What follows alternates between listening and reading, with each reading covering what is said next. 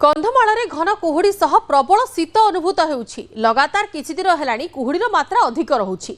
शीत एमिति हेउछि जे संध्या समय भी स्थानीय बासिंदा निआर सहारा नेउछंती। राति 9टा पर मार्केट सुनसान हो जाउछि। सेपटे विभिन्न पर्यटन स्थली रे पर्यटकंकर भिड़ देखा मिलुछि। शीतर मात्रा कंधमाल वर्तमान बढ़ी ता सहित घन कुहुड़ी सह लोक मैंने वर्तमान निया पहुंचती संध्या बेलू। दुकान बजार सबकिछि बंद रहुछि। अन्य पक्षरे पर्यटकों ए पाग सुहाउछि एवं पर्यटक माने सेठारे बहु मात्रा रे गहली जमाउछंती। कंधमाल रे एबे जाड़ शीत सकाळ हेउ किंबा संध्या राति तमाम शीत राजती करुछि। कंधमाल जिलार रहितबा स्थानीय बासिंदा शीत पई एबे अस्तव्यस्त स्थाने स्थाने नियार सहारा नेउछंती। आमे अछु ब्लॉक छकरे जेउठी संध्या समय मध्य स्थानीय बासिंदा नियार सहारा नेउछंती। किभଳି रहिछि शीत आमे तांको सह सीधासल आलोचना करबा। आज्ञा कोन कहबे वर्तमान नियार सहारा नेउछंती शीत केमि रहिछि फुलवाणी रे? कंधमाल रे चलित वर्ष गत 2 मास होला शीत जारी रहिछि एवं ठंडार प्रबलता जोगु लोक केवल निया कंबल एवं खरार सहारा नौछंती। सकाळ 10टा पर्यंत एठू कुहुड़ी कमु नाही एवं ठंडा एते परिमाण होउछि जहाँकि बर्तमान सहरांचल 4 डिग्री पर्यंत ठंडा आसी पहुँचलानी। तेणु बर्तमान गरीब लोकंकर मुख्य सहारा पलटिछि निया। कारण सेमानक पई ताऊ किछि संबल नाही ए शीत दाउरु रखिया पाया पई से निया ऊपर विशेष भाव नौछंती आश्रय नौछंती। आपण केमति शीत को अनुभव करछंती? एबे संध्या समय छ नियार सहारा नौछंती केमति शीत को अनुभव करछंती? शीत तो प्रबल हो जाएगा। शीत पाई तो निया लगेବାକୁ पडुची आ निया लगेकी बसेବାକୁ पडुची आ।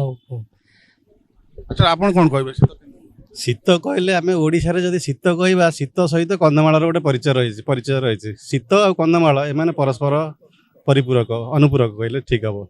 आमे शीत कथा आलोचना कला माने कंधमाल को बाद देकरी शीत कथा आलोचना करबा सेटा निरर्थक माने हम। तेणुक कंधमाल शीत पाई सारा ओडिशा नहीं ओडिशा बाहर राज्य बाहर और देश विदेश पर्यटक मान छुट्टी आसती केवल कंधमाल शीतर मजा ना पाई। आ परिवेश केंद्र होची माने प्राकृतिक सौंदर्य केमते देखुछंती?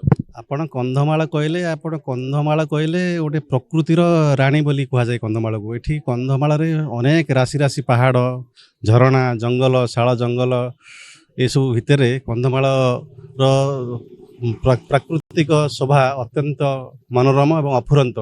यही शोभा को उपभोग करने केवल कंधमाल खाली ओडिशा आम देशर डेस्टिनेशन कंधमाल हूँ गोटे इंटरनेशनल डेस्टिनेशन। सारा देश विदेश पर्यटक मैंने आसती केवल कंधमाल शीतर मजा ना पाई।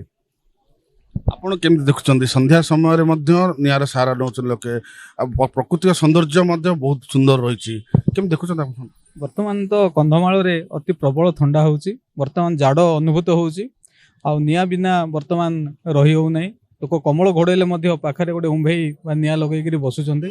आ आज तो उदयगिरी रे आम ओडिशार सर्वनिम्न तापमात्रा 4.4 डिग्री टेम्परेचर रही। आ एते प्रबल शीत होउछि ए शीत को अनुभव करिया पई वर्तमान आम भारतर लोक माने ओडिशार लोक माने वर्तमान आम कंधमाल अभिमुखे आसुचंती।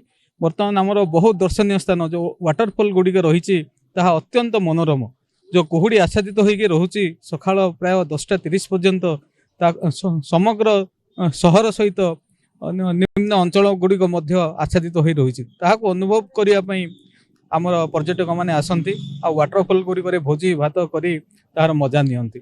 वर्तमान बिना नियारे लोक माने एही शीत दाउरु रक्षा पाई पारु नाहंती। निश्चित भाव प्रतिक्रिया शुणुले सीधा सड़क वर्तमान कंधमाल जिले में जो शीत आरंभ होती जो शीत प्रभाव चली नियार समस्त सहारा ने प्रकृतिक सौंदर्य कथा कहले न सरे प्रकृतिर सौंदर्य अति मनोलोभा। कंधमाल जिलार प्रशांत कुमार जेना, न्यूज 18 ओडिया।